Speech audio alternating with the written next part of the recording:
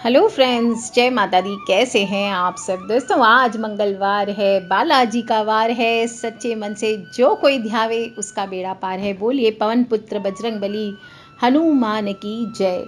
मंगलवार का दिन है, हनुमान जी को समर्पित होता है। इस दिन बजरंग बली की पूजा अर्चना करने से संकटों से मुक्ति मिलती है, मनोकामनाएं पूरी होती है। और ऊपर से जब सावन का मंगलवार हो तो अपने आप में बहुत ही महत्वपूर्ण हो जाता है।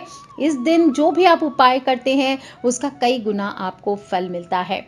दोस्तों, सावन का मंगलवार हो तो कहा जाता है मनुष्य की बम बम भोले हो जाती है और बहुत ही शुभ संयोग बन रहा है। आज इस मंगलवार को मेष राशि, सिंह राशि और कुंभ राशि के लिए बहुत विशेष है ये सावन। और आप जो भी मनोकामना करेंगे इस सावन माह में, सच्चे दिल से आप उसके लिए प्रयास करेंगे, छोटे छोटे उपाय करते हुए, तो आपको अवश्य सफलता मिलेगी।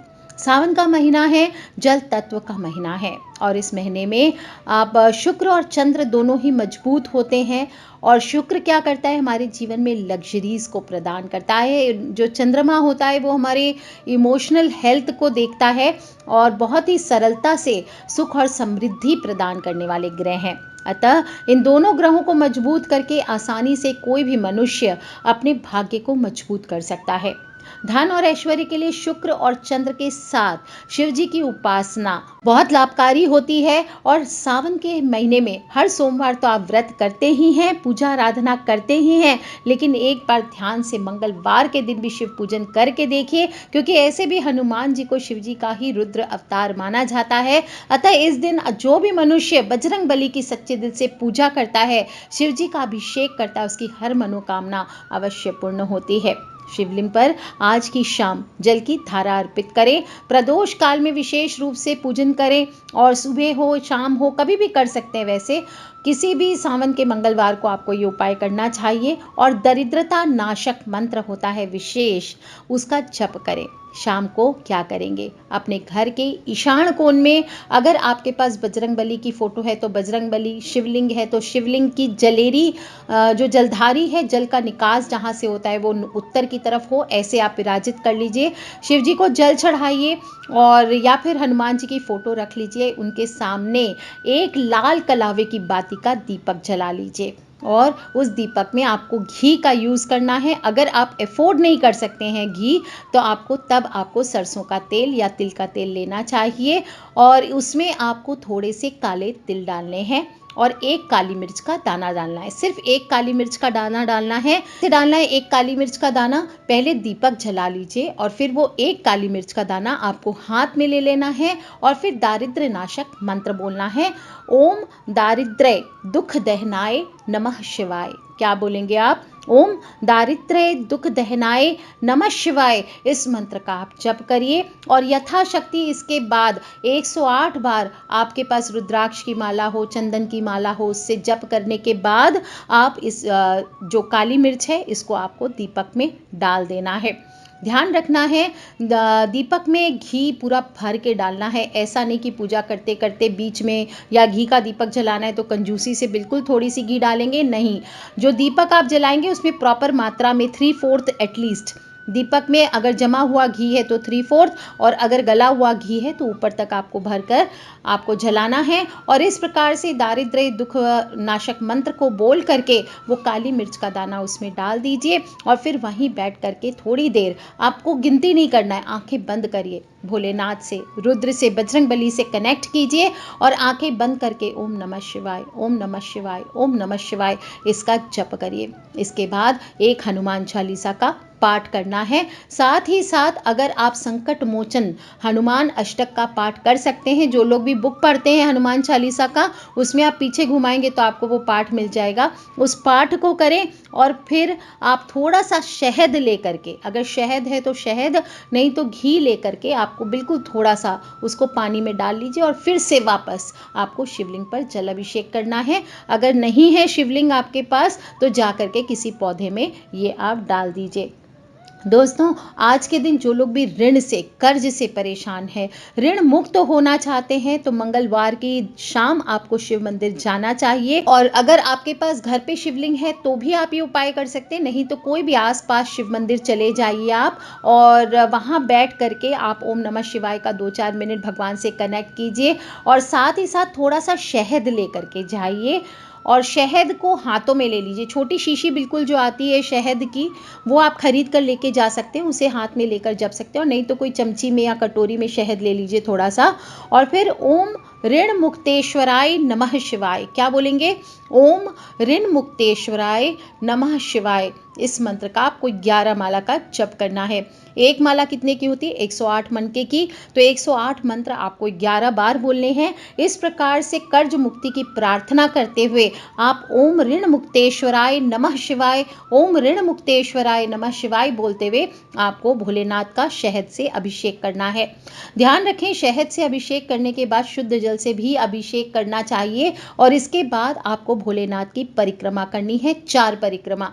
कैसे करेंगे 4 परिक्रमा?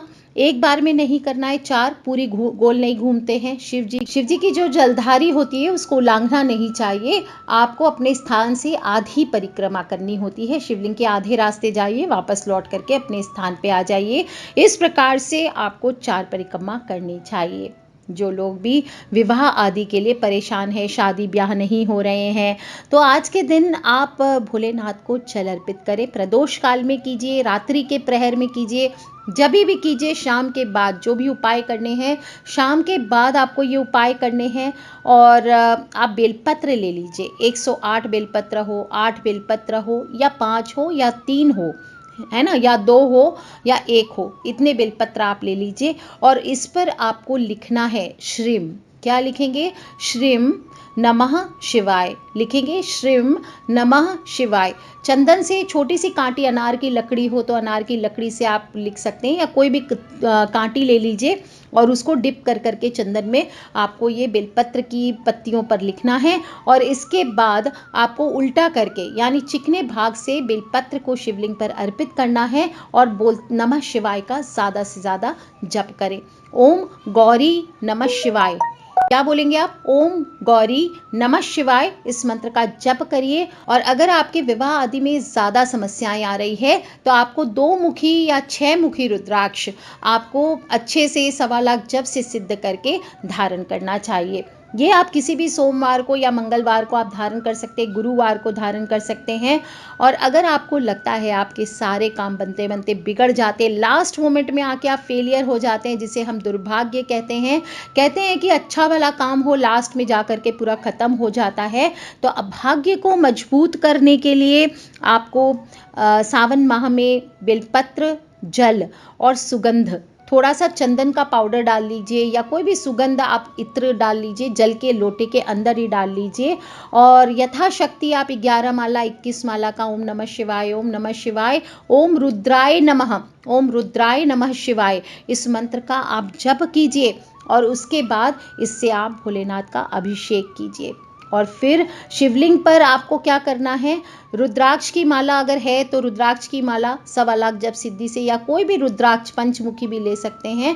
इसको आप उस जल के लोटे में रख करके ही जप करें। और बाद में जब जल अर्पित कर देंगे तो उस रुद्राक्ष को निकाल करके आप अपने गले में किसी धागे में, लाल रंग के धागे में, पीले रंग के धागे में, काले रंग के धागे में, या फिर चांदी की चेन में लॉकेट बनवाकर धारण कर सकते हैं। ध्यान रखें, पूरी पूजा के दौरान आप भोलेनाथ के प्रति संपूर्ण निष्ठा के साथ बैठे रहें, इस बात का ध्यान रखें। दोस्तों, सावन का मंगलवार है और मंगला गौरी व्रत की बात ना करें तो ऐसा हो नहीं सकता। पत्नियां अपने पति की लंबी आयु के लिए, अच्छे स्वास्थ्य के लिए इस व्रत को रखती है। जैसे सावन के हर सोमवार को व्रत रखा जाता है शिव जी के निमित्त, इसी तरह से माता गौरा के निमित्त हर मंगलवार को मंगला गौरी व्रत रखा जाता है। इस दिन माता पार्वती के गौरी रूप की पूजा करनी चाहिए।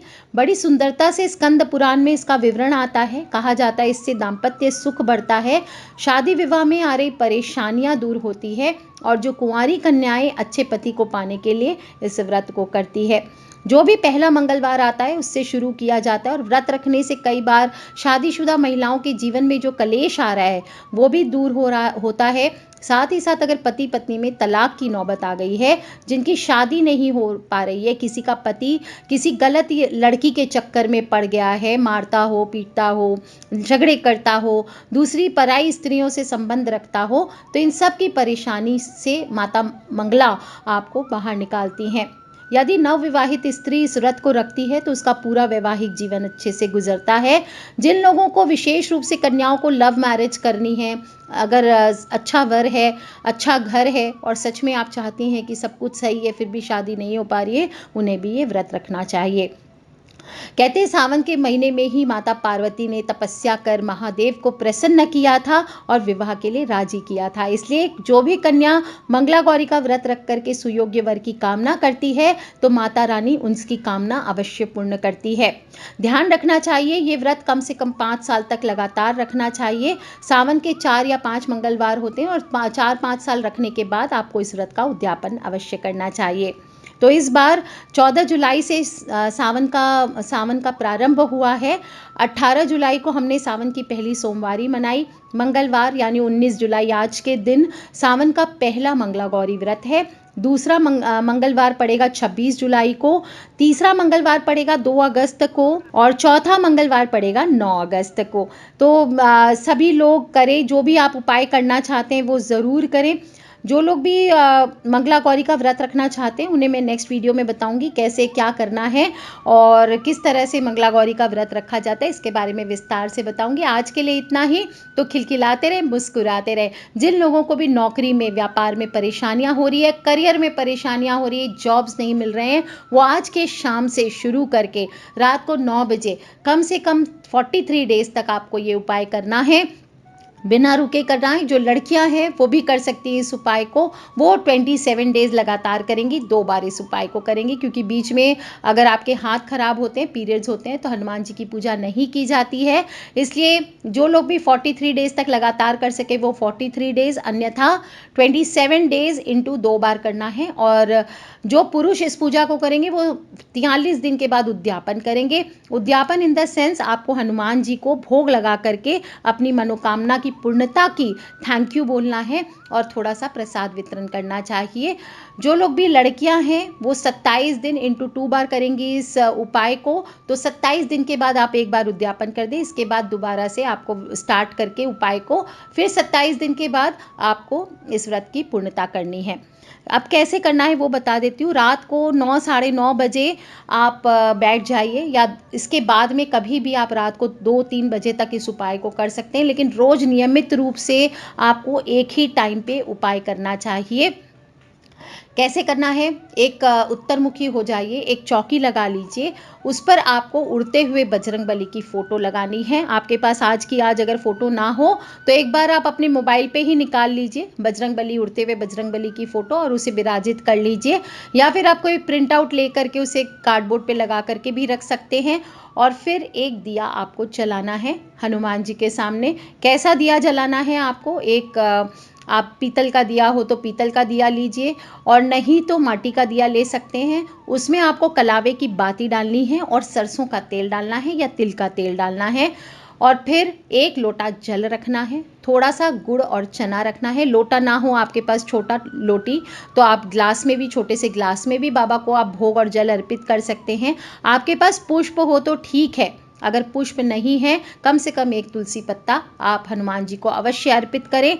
और इसके बाद वहीं बैठ करके आपको अपनी सबसे पहले मनोकामना बोलनी है, अपने माता पिता, अपने गुरु का ध्यान करना है, गणेश जी का ध्यान करना है। इसके बाद एक हनुमान चालीसा का पाठ करना है। इस प्रकार से आपको 43 डेज करना है। बड़ा ही सरल सा उपाय है। अपनी नौकरी के लिए प्रार्थना करें, बाबा से अपने रोजगार के लिए प्रार्थना करें।